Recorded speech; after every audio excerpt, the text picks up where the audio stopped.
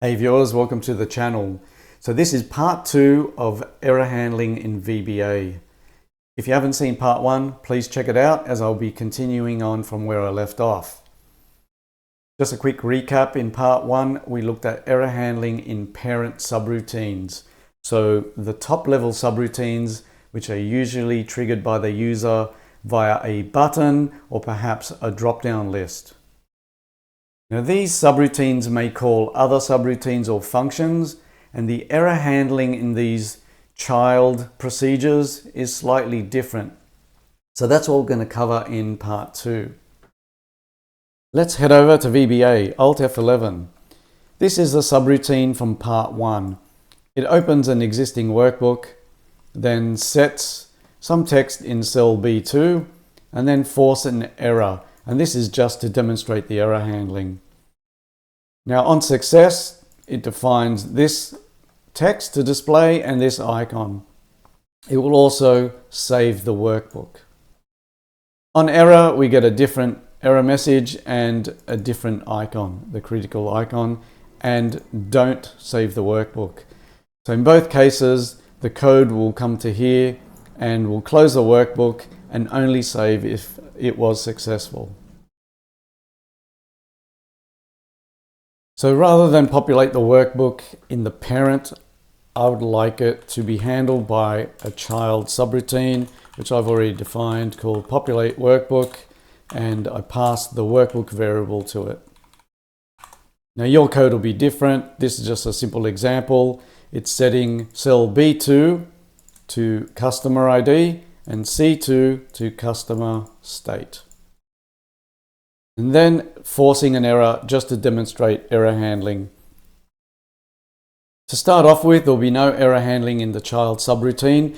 So what will happen when it hits the error, it goes up to the parent and the parent handles the error.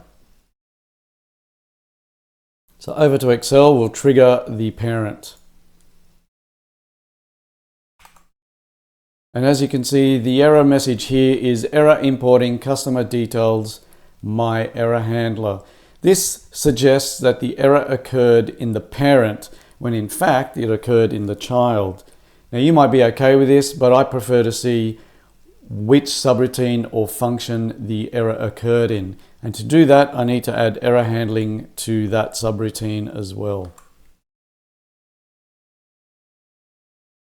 So as we did in part 1, on error, go to, and I like to use the subroutine name, populate WB underscore error. I'll just move it down as I like to put it under the variables. Now I'll define our two labels, the error and exit.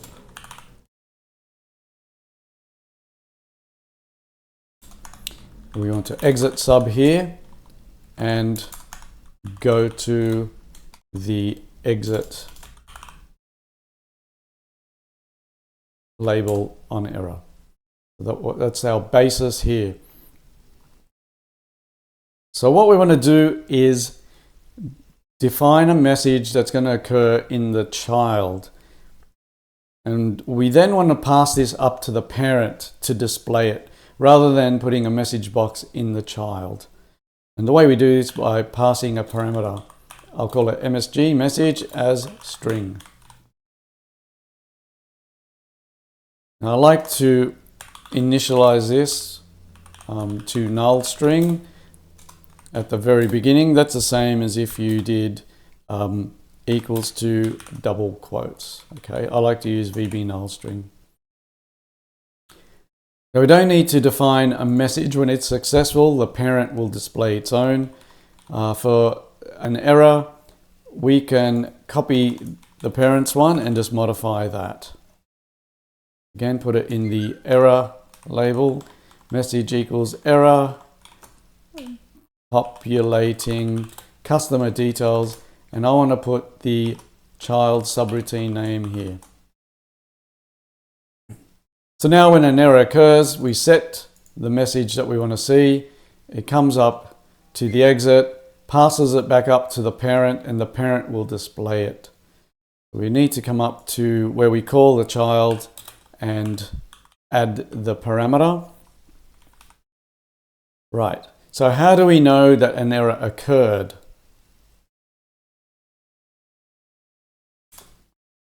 We go if message is not equal to VB null string or double quotes, then go to the my error or the parent subroutine's name, error. Okay. So if there was an error, then go to this label down here. So it's going to jump down to here. Because we're setting this message at the parent level, it will override the child's one. So we need to add some code here. If message equals VB null string, then we set this particular message. Otherwise, use the one that was passed by the child. All right. So let's see this in action.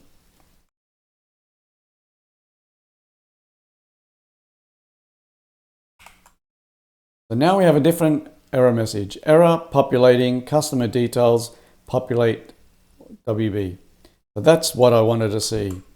So now I know the error occurred in the child. Now, just as we did this in the parent, I should also add this to the child. And the reason for that is the child subroutine may call another subroutine. And in that case, we don't want its message to be overwritten. So for example, let's say we did format data and it returns some error. When we go to the error handler, we don't want the error message that was defined in this to be overwritten by this. So this is the way we can avoid it. And that way, error messages from the lower levels can be passed all the way up to the parent, and the parent can display them. Now I haven't defined format data, so I'm just going to comment it out. With functions, they are quite similar. However, they return a value. And so I like to use that to my advantage when it comes to error handling. I'll return a true or a false to indicate if it was successful or not. In fact, whenever I'm doing error handling in a procedure, I tend to make it a function. So we'll just copy this populate workbook and turn it into a function. So copy and replace, I'll call it WB func for function. All right, and I'm going to replace only in the current procedure, so it only modifies that one and replace all.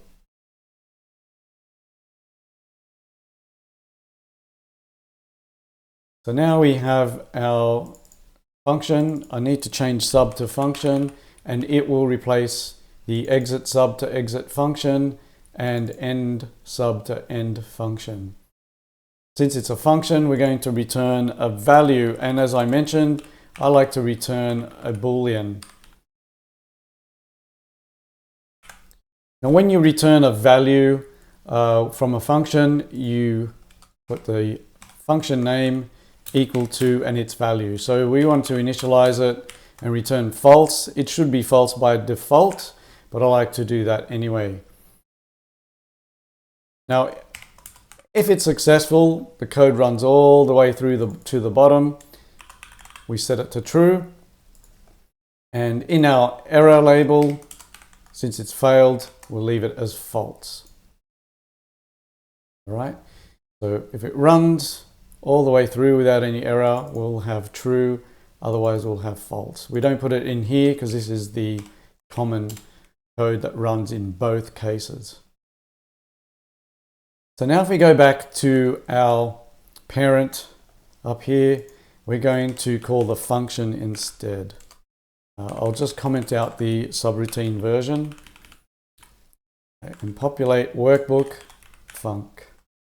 Now, since it's a function and it's returning a value, I can go if populate workbook function, open brackets, close, equals false, then go to the error handler, and we don't need this now. So essentially, if there's an error, because it returns false, then go to the error handler.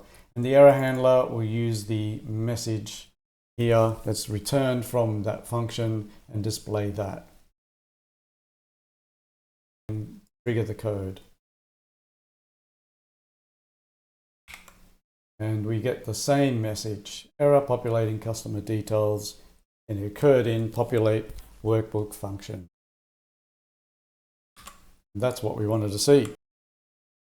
Now let me remove the error so you can see it run through successfully. Jump down into that function. I'll just comment this out. And here we get the importing customer details was successful.